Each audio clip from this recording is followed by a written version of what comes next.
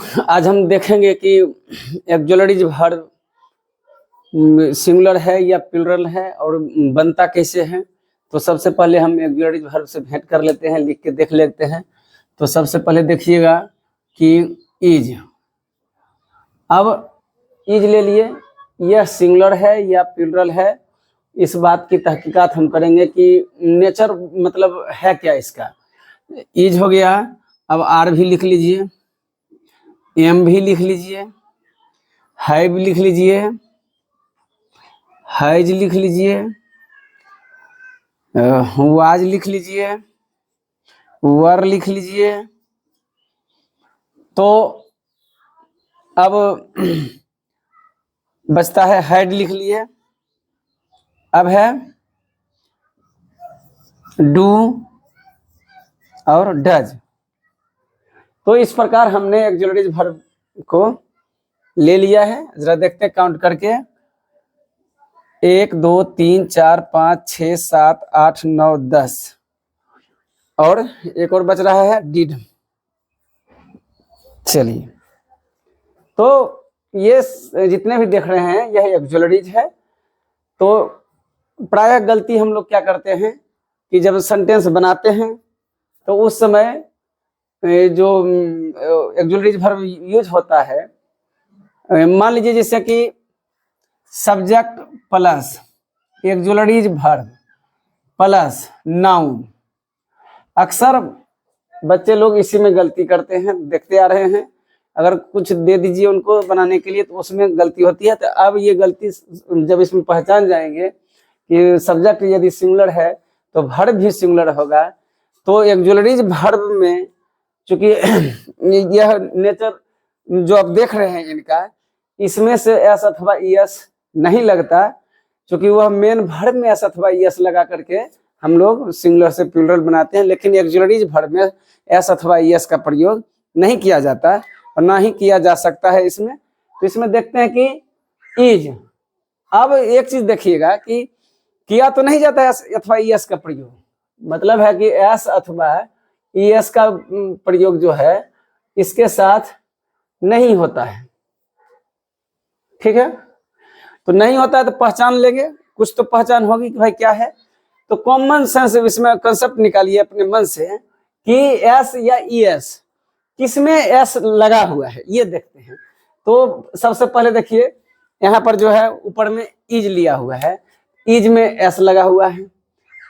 फिर देखिए खोजते चलिए, हैज में एस लगा हुआ है, फिर वाज में एस लगा हुआ है, फिर देख लीजिए डज में एस लगा हुआ है। तो इस प्रकार जो है हमको पता चला कि जिसमें एस लगा हुआ है ऑलरेडी वो सिंगुलर ही है।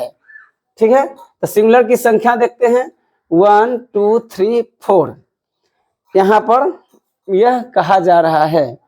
अब है क्या कि डू जो दे देखिए, चूंकि डू में स्टार लगा दीजिए, यह जो डू है आई के साथ डू का प्रयोग होता है और आई चूंकि प्रेजेंट में प्लूरल होता है इसीलिए डू की बात यहाँ पर होती है। मतलब आई डू ऐसा लिखा जाता है, आप चाहे जिस सेंस में लीजिए वो आई के साथ डू ही लगेगा, आई के साथ डज नहीं लगता है। इसी क्रम में इसको आप समझ रहे होंगे जितने भी यहाँ पर जो एक्जुलरीज दिए गए हैं। तो इसके अलावे अब देखिए कि यहाँ पर अगर एम की बात किया जाए तो एम में भी वही है, एस नहीं लगा हुआ है, आर में एस नहीं लगा हुआ है, हैव में एस नहीं लगा हुआ है, वर में एस नहीं लगा हुआ है।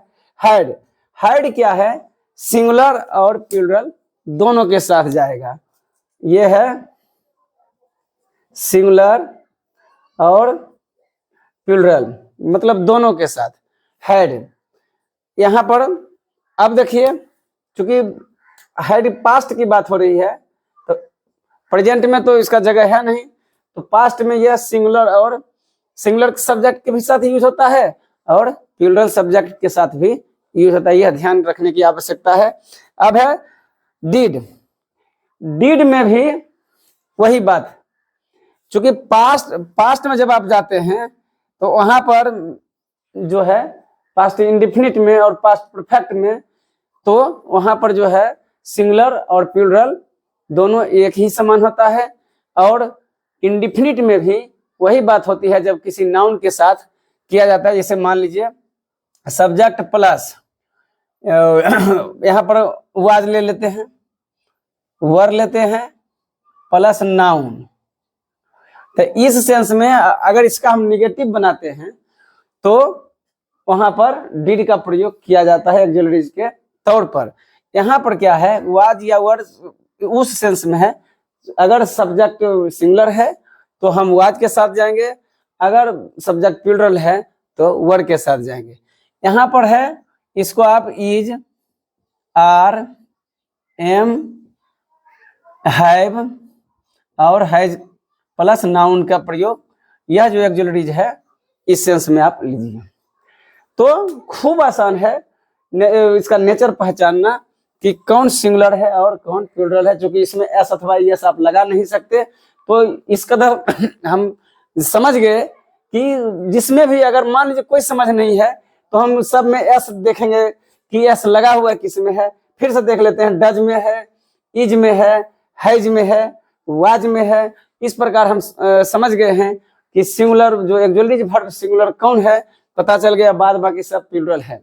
आशा करते हैं इस बात को आप समझ गए होंगे। अब आसानी से आप ऑक्सिलरी के साथ ट्रांसलेट किसी को भी आप कर सकते हैं, खास करके वैसे सेंटेंस में जहाँ की subject plus auxiliary verb plus noun की बात हो जाए, तब वहां पर यह आपको बहुत हेल्पफुल होगा।